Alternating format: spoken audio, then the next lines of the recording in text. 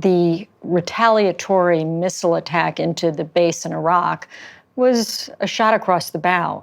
I don't think we should think this is the end. This is the end of the beginning.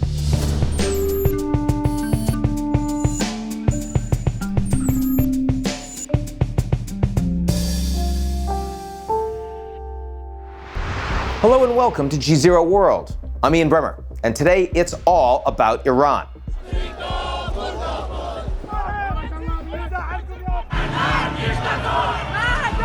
Moscow, Washington, and all the Middle East players have a stake, and everything from oil prices to regional security is up for grabs. To help me dig into it, we have Fran Townsend, former U.S. Homeland Security Advisor to President George W. Bush. I've also got your puppet regime. All right, let's get this nightmare started. But first, a word from the folks who help us keep the lights on. Major corporate funding provided by founding sponsor First Republic. At First Republic, our clients come first. Taking the time to listen helps us provide customized banking and wealth management solutions. More on our clients at firstrepublic.com. Additional funding provided by Harold J. Newman and by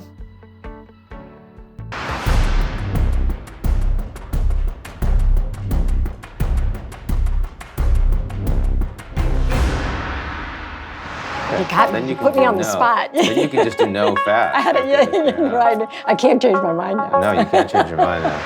Fran Townsend, great to be with you. Yeah, it's great to be here. So, war with Iran, how's it going?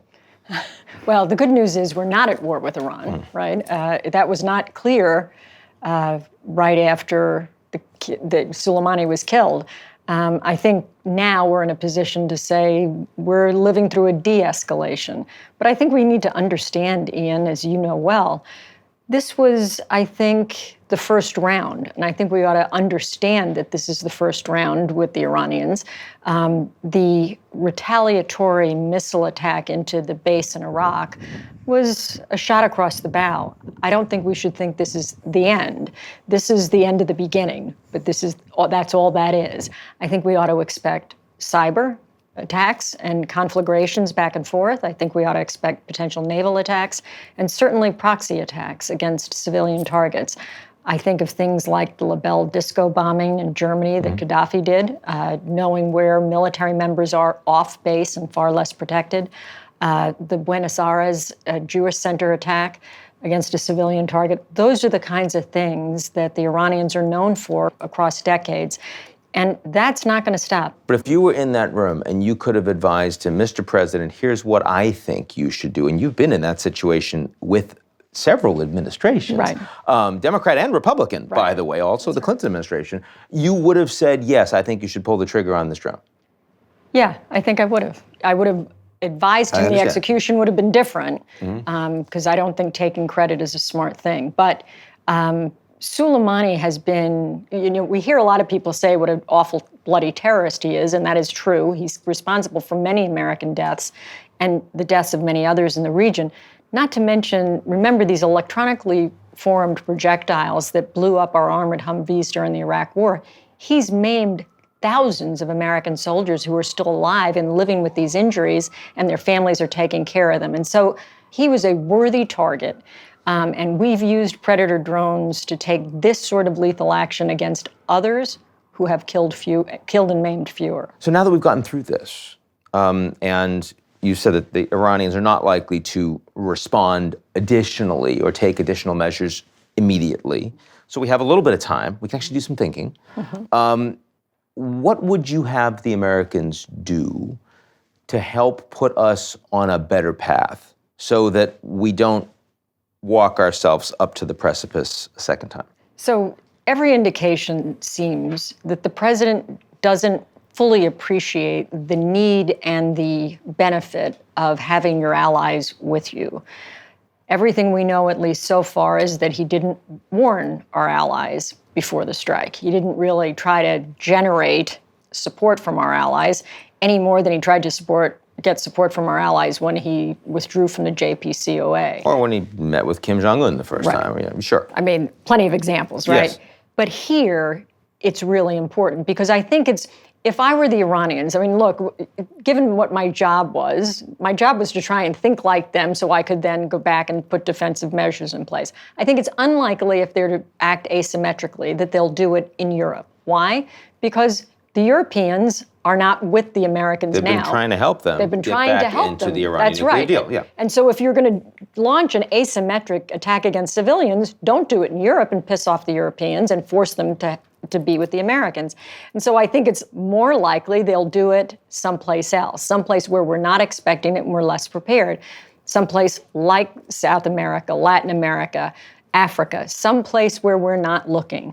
I do think that we have to look at protecting not only American bases and diplomatic installations, but that next ring around and outside where our diplomats and soldiers go to relax when they're going off base. Because those soft targets are the most difficult to protect. And once we get a little bit of distance, what we know is people will begin to let down their guard.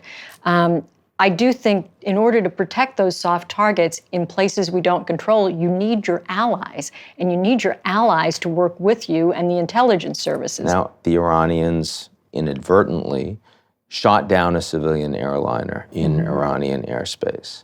Canadian Prime Minister Trudeau demanding access, an investigation. This new information reinforces the need for a thorough investigation. A lot of Iranians on that plane. They're not with us today. There's been a lot of demonstrations inside Iran over the past year. They've been suppressed. They haven't led to much. Do you think the Trump administration should be trying to play with domestic politics inside Iran? Is that fair game for the American president? Is it intelligent game? Well, I think the answers are different to those two questions. Is it fair game? Sure it is. I mean, that's part of kind of the disinformation, the propaganda game. Our enemies, our adversaries play the game, and it is fair game. I don't know that I think it's a smart game because we're not very good at it, frankly. If I was advising the White House, I would be saying to them, you've got the intelligence, you've made it what you know in terms of the intelligence and the signals, imagery, intelligence, put it out there. Let them have to deal with the facts. Let them say that the facts are mere propaganda, but let them deal with it. Let the Canadians who have a stake in this deal with the Iranians. But I wouldn't do more than that. There's something almost unseemly for me, and that's a personal view, to do more than that and taking advantage of the tragedy. Let's move a little bit to neighboring Iraq. So much going on with that right now. I first have to just ask you from an operational perspective, when you saw that draft letter, as they called it, from the Pentagon saying we're pulling troops out, respecting Iraqi sovereignty, draft letter including on letterhead an Arabic translation, separate letter. How could this have happened? Help me out, Fran. I'm mystified. I can't help you here. I will tell you, I mean, it's the sort of thing, you knew it was a non-binding vote by the Iraqi parliament. Right. And you know, somebody had to say, well, thank God for that, right? That at least gives us time to try and work with the Iraqi administration. I cannot imagine. But, you know, it was part and parcel of the immediate post-killing of Soleimani kind of press game. Was it self-defense or was it under the AUMF? Between the Pentagon and the State Department, they weren't saying the authorization for the use of military force that the Congress had given, but does not provide powers for the president to attack anything. Yeah. Right. So, I mean, between Secretary Pompeo and the Pentagon, they were giving different justifications for the Soleimani attack. And then this happened. Typically, when you go into this sort of an operation, I mean, this is the most significant sort of military operation against Iran in the last 30 years. You would think that you would have a post-operation plan, you know, a next phase plan about how you were going to roll out what happened, how you were going to deal with the press, how you were going to deal with Congress, the notifications. I mean, normally there's a whole plan related to this, and clearly there wasn't. And as a result of that, these sorts of mistakes happen. It's just incredible to me. The Pentagon, of all the agencies, the Pentagon is usually more tightly wrapped than that. This was really extraordinary. Okay, I don't want you to think about this. Just answer immediately. Yes or no, within 12 months, are American troops still in Iraq? Yes, they're still in Iraq. And they're still in Iraq because? Well, I think that there'll be a compromise with the Iraqi with the Iraqi administration. I think the Iraqis are going to understand it's not in their interest for there to be a complete withdrawal of American troops. It's not in their security interest, right? Yeah. And so while I think there may be a drawdown in numbers, I don't think you'll see a complete withdrawal of American troops. Despite the strong demonstrations that you've had, the vote overwhelmingly from the Shia in the Iraqi parliament, and the statement made by the caretaker prime minister, you think they'll back away from that? I think what you need, look, one would hope, frankly, in this instance, that the attention span of the Iraqi parliament and the Iraqi people is not unlike the American people. We tend to move on, right? As mad as we get about something, it tends to happen that daily events push us beyond sort of the immediate anger. Is Iran's top interest in all of their responses to Soleimani being killed to get the Americans out of Iraq? Absolutely. Should we keep the troops there? Do we want to keep the troops there? I mean, Trump, a few months ago, you'd think it looked like he wanted to pull the troops out of the whole region. He says it a lot. Now, of course, that the Iranians say they want us out, now we want to stay in. But what should our perspective be? I would have hoped, personally, that by now we would have had enough confidence in our Iraqi partner to be able to get further along in terms of a drawdown. I don't have that confidence. Part of that is not a reflection on the Iraqis. It was a reflection on the rise of ISIS. And they really did need us in terms of the fight against ISIS. That was a success. But given that success, I don't think now is the time to do a complete withdrawal. Now, I guess I have to ask you, you joined the Bush administration shortly after the invasion of Iraq. Mm-hmm. Looking back on all of what we've experienced there, what lessons do you learn? One of the things that I see across multiple administrations, when we go into these engagements, whether it's Iraq, it's Libya, what we do, we go in, our military is the greatest military in the world, and we know how to do military engagements. What we don't know how to do very well is what the military calls phase 4 operations. We can get it 90% of the way down the field, and then handing it over to a capable, competent new government is where we fall apart. Look what happened in Libya and where they are now. The Obama administration successfully went into this military engagement with NATO, and now we still don't have a stable government in Libya.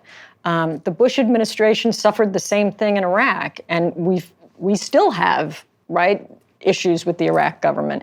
And so I don't think it's particular to one administration or one party. We just have to accept we don't do this very well.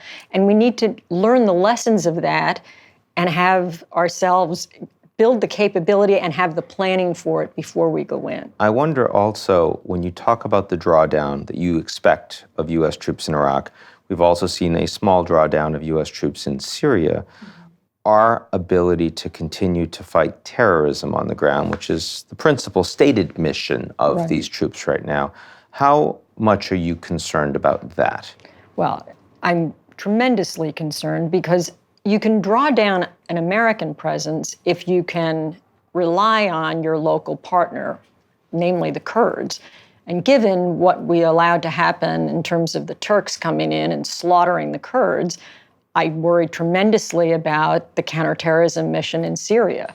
Between our drawdown and our walking away from the Kurds, I think that we're very vulnerable to the reestablishment, the re-rise of ISIS and al-Qaeda forces there. And when Trump says, hey, I mean, if there's reestablishment, it's a problem in the region, it's a problem for the Europeans, it's less of a problem for the United States. You don't buy that? Well, I would remind him that it's about a 6-hour flight from Western Europe into the United States. Fran Townsend, thank you very much. Thanks for having me. So that's the big picture take on escalating tensions between the U.S. and Iran. But what about the experience of Iranian Americans here in the US? Our GZERO team recently met up with a leader of that community to find out.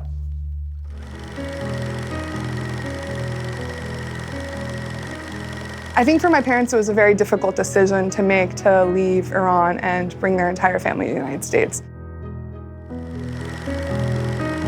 Ultimately, they knew that whatever they were deciding would cause them to lose everything, but hopefully for their children to gain something more.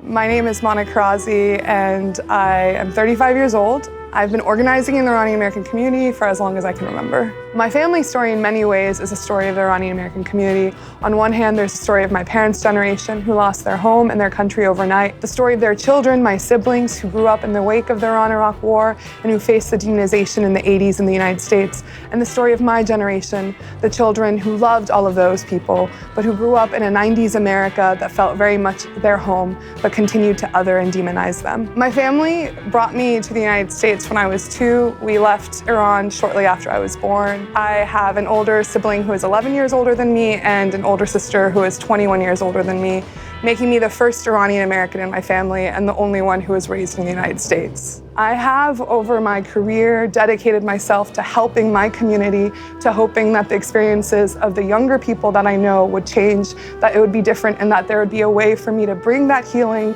and to reconcile those differences and divisions within our generations. That all changed on January 27th, 2017, when the administration announced what they called the travel ban, which was actually in essence the Muslim ban. I became a plaintiff in a lawsuit in the Fourth Circuit because as an Iranian American, as one with US citizenship, I can be visible in a way that my community members can't.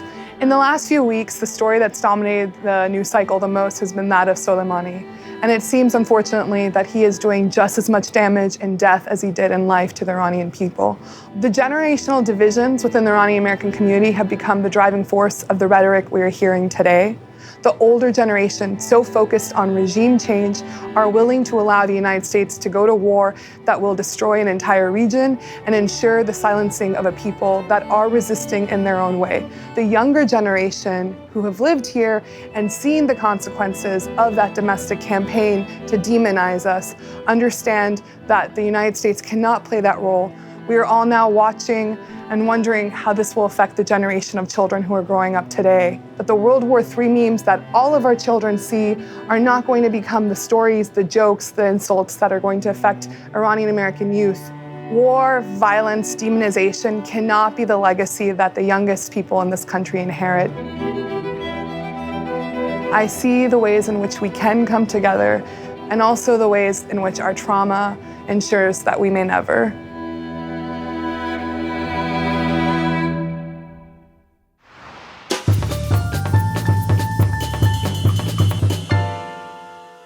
Most headlines for the past few weeks have been dominated by news coming out of Washington and Tehran.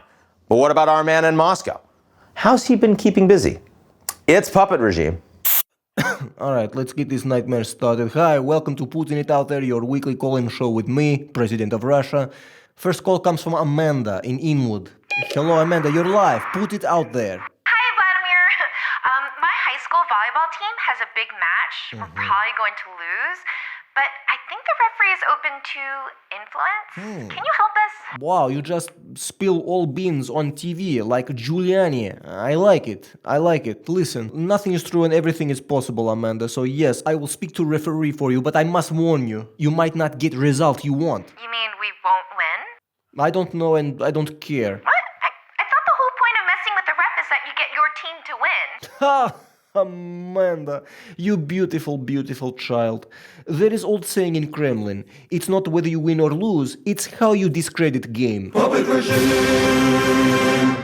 That's our show this week. I hope you liked it. Please check us out next week. We like it. We want you to be here every week. That's why we do the show every single week this time. That's what you do. But if you like it, check us out, GZEROmedia.com.